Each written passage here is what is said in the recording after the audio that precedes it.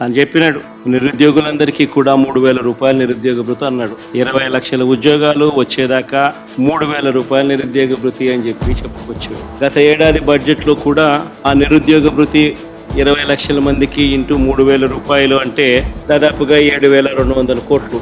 దీనికి సంబంధించిన ప్రస్తావన అసలు పెట్టలేదు. ఈ సంవత్సరం బడ్జెట్లో ఏమైనా పెట్టాడనంటే అది లేదు. ఇది గవర్నర్ గారి ప్రసంగానికి సంబంధించిన కాపీ. ఇందులో ఆయన అన్న మాటలు, మా ప్రయత్నాలు ఇప్పటికే ఫలితాలను ఇస్తున్నాయనే విషయాన్ని పంచుకోవడానికి నేను గర్విస్తున్నాను.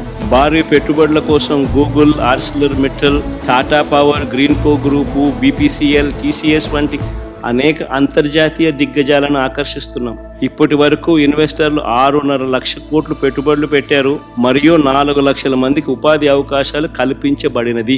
గవర్నర్ గారి పేరుతో ప్రచురితమైన పుస్తకం. ఇంతటితో ఆగిపోలేదు వీళ్ళ మోసాలు. ఏకంగా ఈ బడ్జెట్ జరిగేటప్పుడే సోషియో ఎకనామిక్ సర్వే రిలీజ్ చేశారు. 2024-25 సంబంధించిన వీళ్ళు దాంట్లో ఏకంగా ప్రింట్ కొట్టేశారు. ఎంఎస్ఎంఈ సెక్టార్లో 2024-2025కి సంబంధించి ఏకంగా 27,07,752 ఉద్యోగాలు ఇచ్చేసాము. అంటే ఇంత దారుణంగా నిరుద్యోగులను మోసం చేసే కార్యక్రమం. వాళ్ళందరికీ 3,000 రూపాయలు నెలలా ఇస్తామని చెప్పి, సంవత్సరానికి 36,000 పిల్లలకి ఇస్తామని చెప్పి ఏకంగా వాళ్ళకి ఇవ్వకుండా, బడ్జెట్లో వాటికి సంబంధించిన ప్రతిపాదనలు ఏవి చేయకుండా ఏకంగా ఇన్ని లక్షల ఉద్యోగాలు ఇచ్చేసాము అని చెప్పి 4 లక్షల ఉద్యోగాలను గవర్నర్ గారి ప్రసంగంలో చెప్పిచ్చేస్తారు. సోషియో ఎకనామిక్ సర్వే రిలీజ్ చేసి 27,07,752 ఉద్యోగాలు ఇప్పటికే ఇచ్చేసాము అని చెప్పి చెప్తా ఉన్నారు.